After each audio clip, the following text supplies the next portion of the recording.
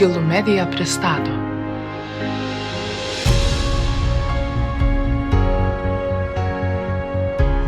Marijos Alseikaitės Gimbutienės Senoji Europa.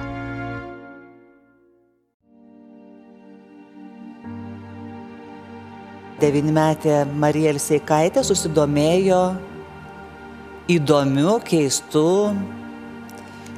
išskirtinės išvaizdos ir išskirtinių minčių filosofu. Tautosakos, mitologijos ir jos kūrybingo interpretavimo Vydūno kūryboje atvejis leido Marijai Gimbutienei pradėti formuluoti hipotezes apie senosios Europos kultūrą, apie Deivės motinos kultūrą. Labai svarbu stipriai, skubiai kultūrinti Lietuvą, kurti naują meną, naują kultūrą, ugdyti kultūrinį elitą. Taip mąsto 18 metų mergina. Na štai ką tik parašius darbą apie savo žmogų Vydūno filosofijoje.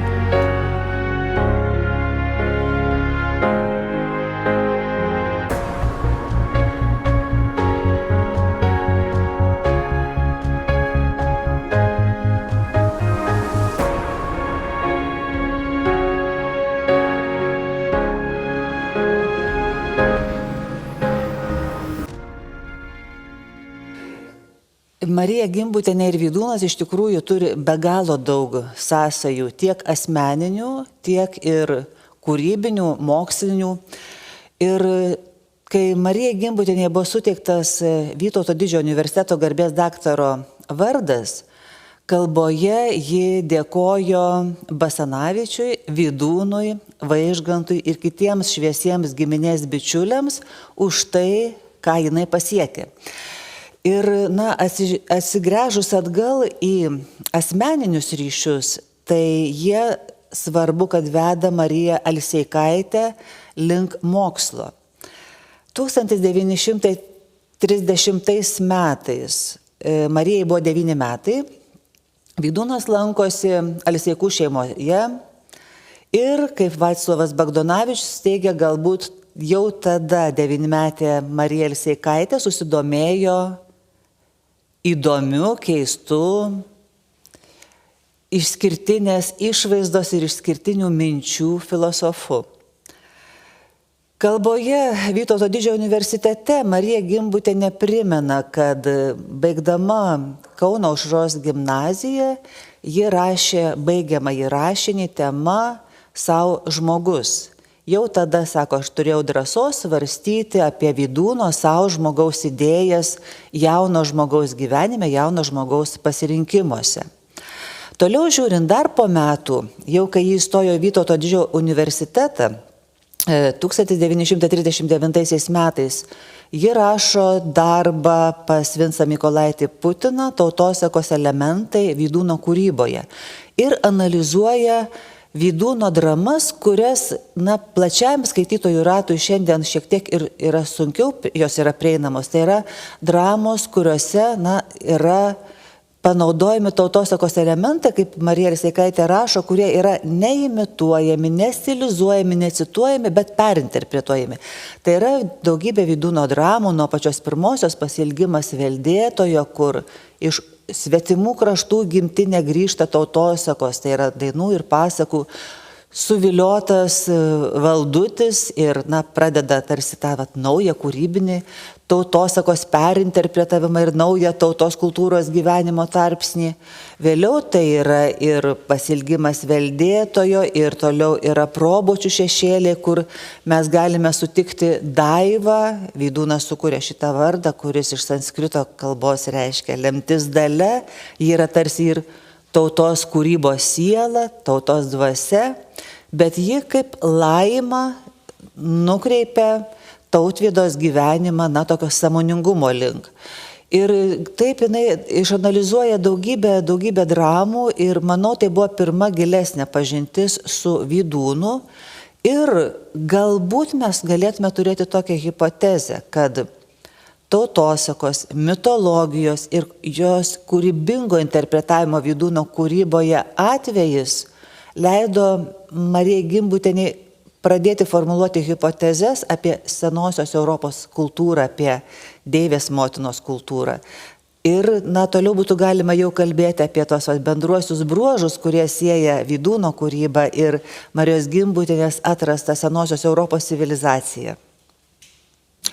Iš tikrųjų, ryšys pirmiausia turbūt eitų per pagrindinę vertybinę savoką žmoniškumą.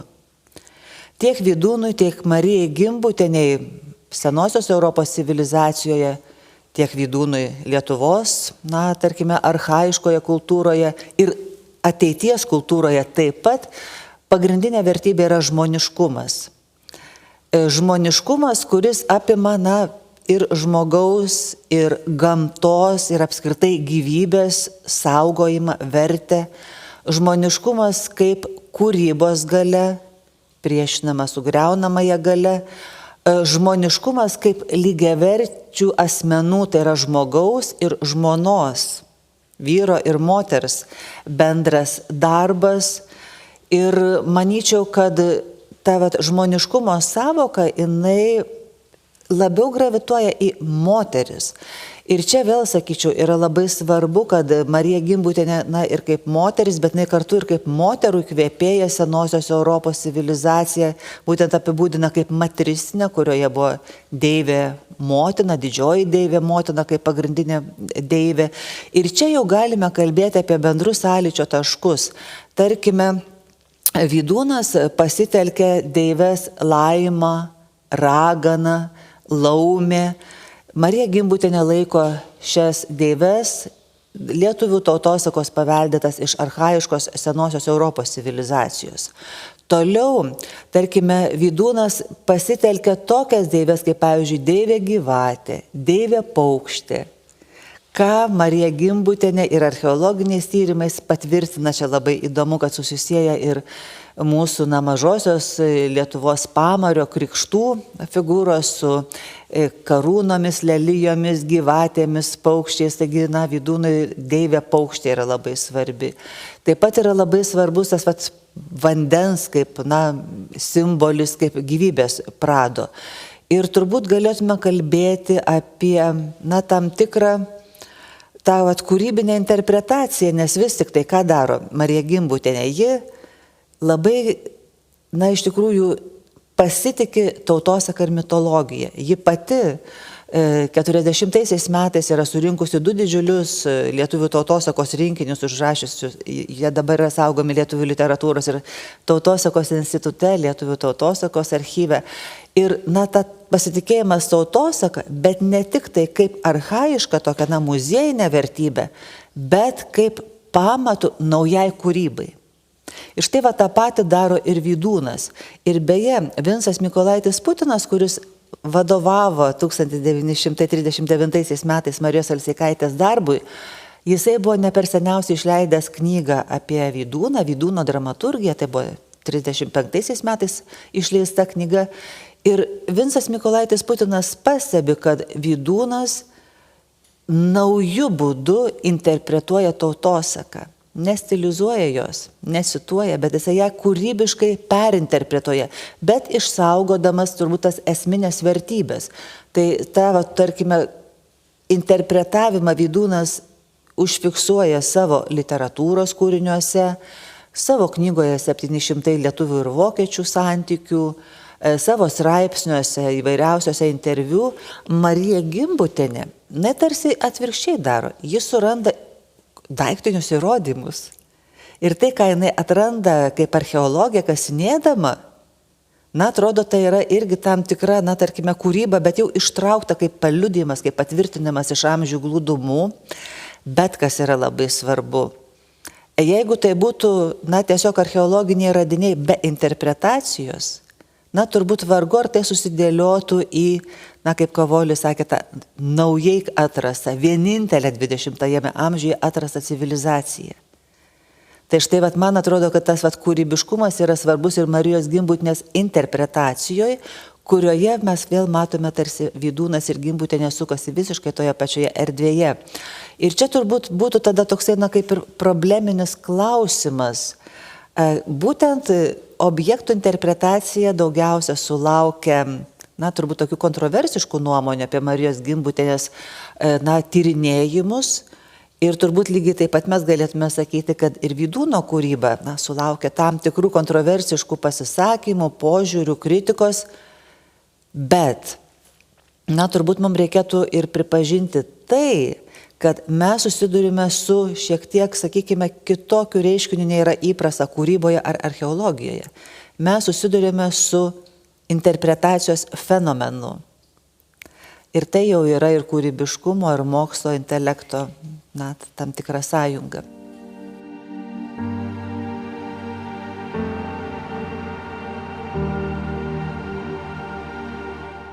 Situacija yra dvilypė. Pavyzdžiui, kai 1968 metais buvo išleistos 3 didžiosios Vydūno dramos, tai yra Probočių šešėliai, Amžina ugnis, Pasaulio gaisras, kai Vladas Limantas Vilniaus universiteto Kiemo teatre pastatė Pasaulio gaisrą, kuris buvo fantastiškas spektaklis, net režisierius Jonas Jurašas po to bijojo imtis Vydūno, nors jam Aldona Liobytė labai ir rekomendavo, nes tiesiog bijojo konkurencijos su Vlado Limanto Pasaulio garso spektakliu.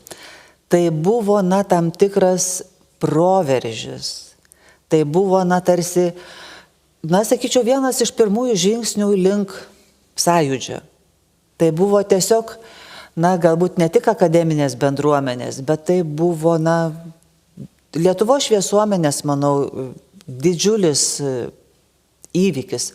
Net mano tėvų mokytojų bibliotekoje ta knyga buvo ir aš manau, ją stengiasi įsigyti ir skaityti labai daugelis žmonių. Man atrodo, nebuvo išleista 10 000 tiražų. Tai iš tikrųjų, pirmasis sugrąžinimas Vydūno į lietuvių kultūrą, jis buvo suprastas kaip tam tikras lietuvių dvasios sustiprėjimas, lietuvių dvasios atsitiesimas. Ir manyčiau, su Vydūno vardu, su Vydūno draugijos ir kitų, tarkime, draugijų susijusių su etnologija, Romuvos ir keliautojų draugijos ir Indijos bičiulių draugijos, iš tikrųjų jos atvėrė akis arba iš tikrųjų suteikė drąsos atverti akis į dvasingumo klausimus, į peržengti Europos ribas, atsiverti tiek Lietuvos archaiškai kultūrai, bet kartu ir Indijos kultūroms, filosofijai, kultūrai, religijoms. Ir tai buvo, sakyčiau, labai svarbus išjudinantis veiksnys. Kai Marija Gimbutienė pirmą kartą atvyko į Lietuvą ir jis skaitė paskaitas ir Vilniaus universitete, ir dabartinės prezidentūros pastate, iš tikrųjų tai buvo kažkas tai tokio, ar tai buvo tiesiog, nežinau, tiesiog kultūros mišios.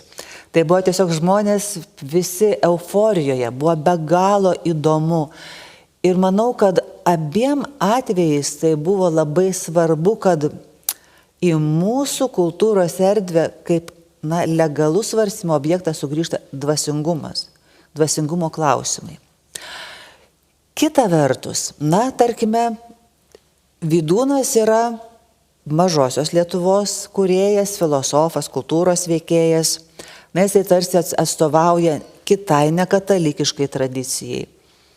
Ir tai, manau, yra tam tikras toksai, jau toksai įtarumo, dėl to atsiranda akcentas. Dar vienas dalykas, kad Vydūno kūryba yra parašyta, iš tikrųjų, kalba yra paveikta vokiečių kalbos. Ir, pagarba, kad Vydūnas labai daug rūpinosi savo kalbos, nuoseklumu, sklandumu, bet vis tik tai vokiečių kalbos sintaksė, kartais ir žodynas, jam jo kalbos nuoseklumui trukdo. Tada mums reikėtų kalbėti apie, idėjas.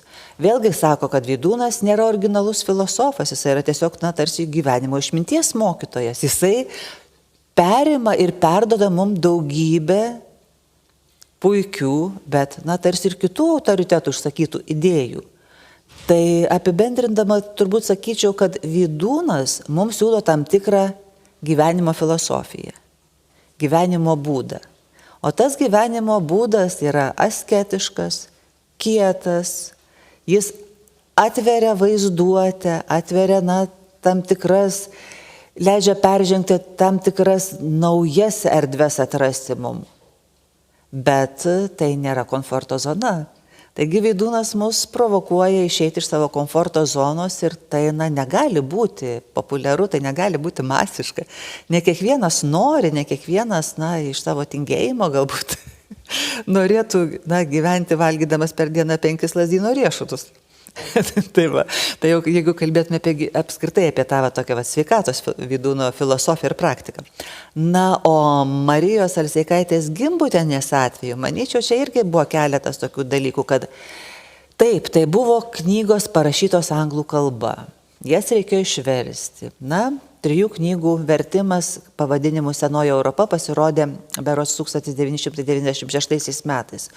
Knyga graži, įdomi, bet mokslinė, kaip bebūtų tai, bet tai yra mokslinė knyga. Tai manyčiau, kad vėlgi tam tikro populiaraus pateikimo trūksta.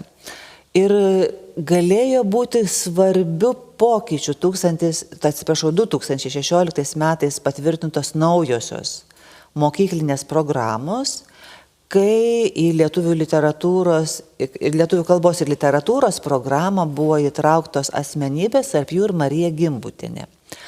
Ir, man atrodo, 9 klasės mokiniams, ir aš pati rašydama vadovėlį su kolegomis įtraukėme Mariją Gimbutienę, stengdamėsi, iš tikrųjų, kiek įmanoma paprasčiau perteikti ganėtinai sudėtingus jos mokslo dalykus.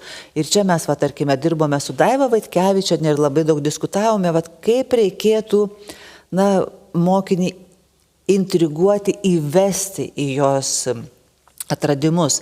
Nes be abejo, galime sakyti, kad Lietuva turi pakankamai daug mokslininkų, bet tai nereiškia, kad juos žino visa Lietuva arba žino jos mokiniai.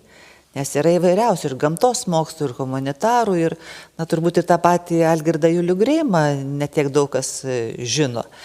Bet bandymas įvesti mokyklinę programą buvo. Dabar, tarkime, visiškai pritariu Dariui Kuoliui, kuris suaštrino naujųjų programų problemą, kad vietoj Marijos Gimbutienės atsirado Barackas Obama. Iš tikrųjų labai gaila. Ir reikia tikėtis, kad mokytojai paragavę to, tarkime, savotiško iki tol tokio slaptingo, uždrausto vaisiaus, susipažinę su Marijos Gimbutienės asmenybę, suras galimybių, kaip mokinius supažindinti, nes tai yra tikrai labai daug pasiekusi mokslininkė ir, manyčiau, čia yra labai svarbu, kad tai yra mokslininkė moteris. Ir dar sakyčiau, kas yra svarbu, kad Marijos Gimbutienės mokslas taip pat yra susijęs su gyvenimo filosofija. Su gyvenimo filosofija, kurioje yra svarbiausios vertybės taika, pagarba žmogui, pagarba gamtai, kūrybiškumas, pagarba moteriai, pagarba, apskritai motinystei, didžioji Deivė motina.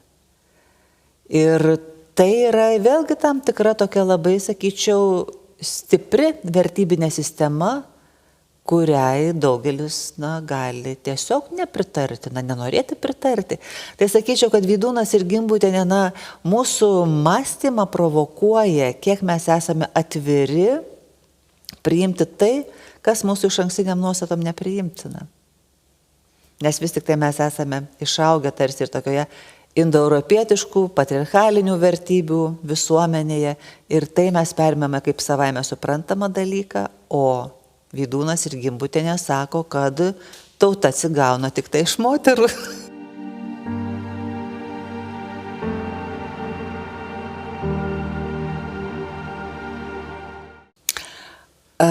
Manau, kad tai yra charizma ir moralinis įsipareigojimas telkti bendruomenę. Ir tai daryti per mintį, bet kartu ir per meną. Per meną ir, sakyčiau, Vydūnas keliaudamas, jisai, iš tikrųjų labai darbštus žmogus buvo, kuris, labai daug skaitė paskaitų tiek mažojoje Lietuvoje, tiek ir didžiojoje Lietuvoje, tiek universitete ar Lietuvių mokslo draugijų ar gimnazijose. Ir yra išlikę daugybė atsiminimų ir nuotraukų, kaip Vydūnas skaito paskaitas būriams gimnazistų, kaip pozuoja jie kur nors miške ar, tarkime, su savo giedotojų kolektyvu ant Rambyno kalno. Jisai buvo vis tik tai menininkas, jisai buvo režisierius, nes kaip begalvotume taip, jisai 35 metus dirbo su savo vaidintojų trupe. Tilžės lietuvių giedotojų draugija ir choras, kuris dainuoja, bet kartu ir vaidintojai, kurie vaidina Vydūno kūrinius. Tai yra, iš tikrųjų, žmogus, kuris gebėjo telkti įvairiomis formomis. Ir, sakyčiau, Vydūnas buvo labai populiarus. Bet jeigu pagalvotume apie tokias bendruomenių telkėjus, tai pavyzdžiui, turbūt mes galime prisiminti iš senųjų laikų, tarkime, Žemaičių sąjūdį, tarkime, Aušrininkų sąjūdį, Varpininkų, ir pagaliau ir mūsų sąjūdį. O Marija Gimbutienė taip pat, ji, turbūt savo charizmą telkia feministės, telkia gamtos mylėtojus, telkia senųjų religijų mylėtojus, telkia, ir tai natūralu, kad tokiose bendruomenėse šliejasi menininkai ir menininkai, tas mintis perduoda.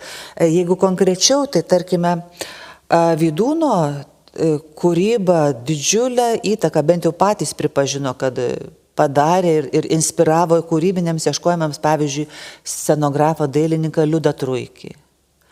Taip pat Vydūno kūryboje nacionalinio, kaip sako, imkime Vydūno kūrybą ir turėsime tautos teatrą, taip sakė tarpukario režisierius Antanas Sutkus, kuris buvo irgi labai tokia, sakykime, įvairia pusė įdomi asmenybė, kuri greta, tokių, tarkime, rimtų Vydūno kūrinių statymo, tarkime, bendradarbiavo iš tikrųjų, telkė aplink save humoristinį, tokį politinį Vilkolakio teatrą.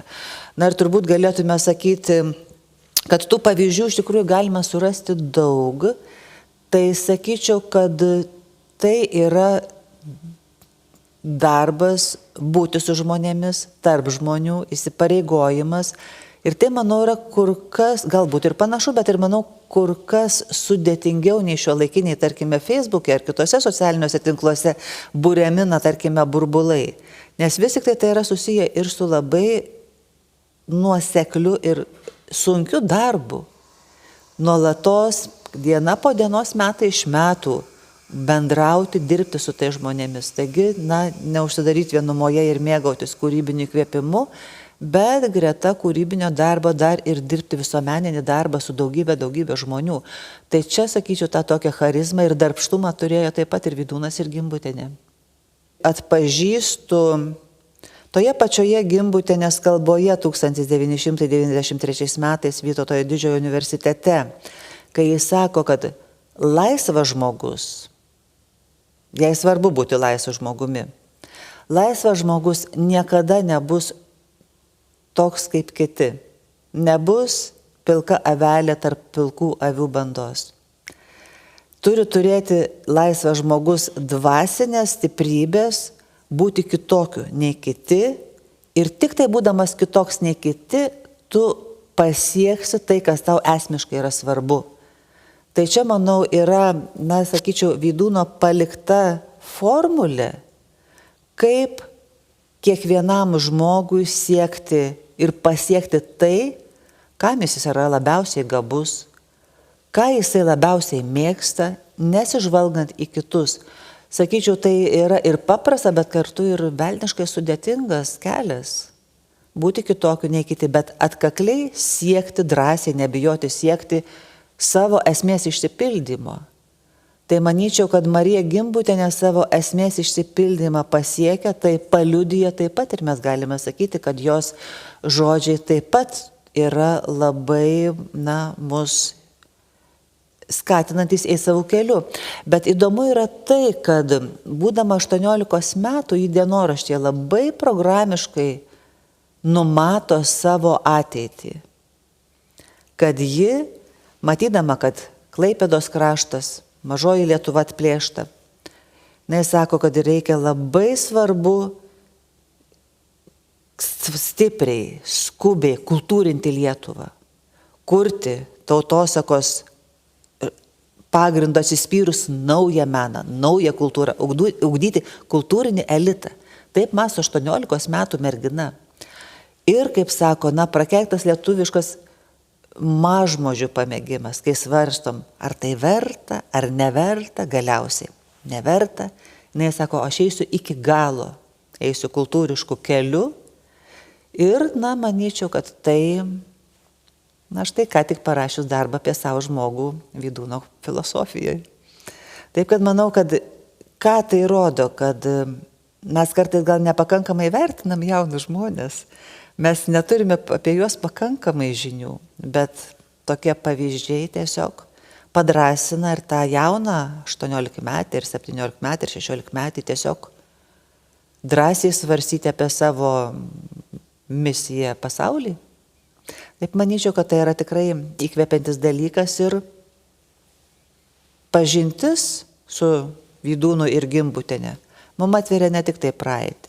Ji mums leidžia atverti savo ateitį, savo tautos ateitį, o jau dedant galutinį tašką šiame pasakojime,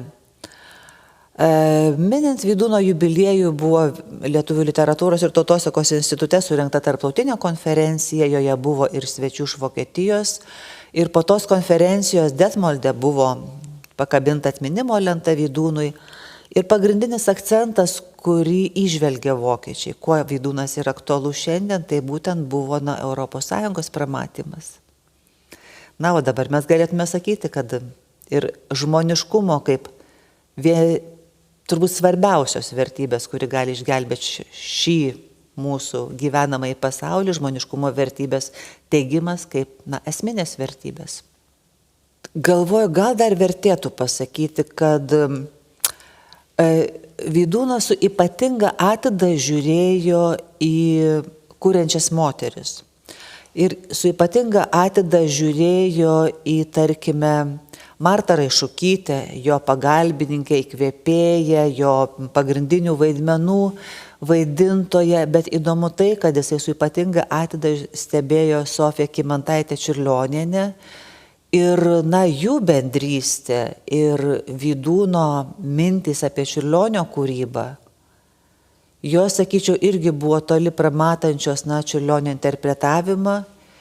Ir sakyčiau, kad mes apskritai Lietuvos kultūroje turbūt turime tam tikrą grupę žmonių, kurią turbūt dar ne visai esame suvokę.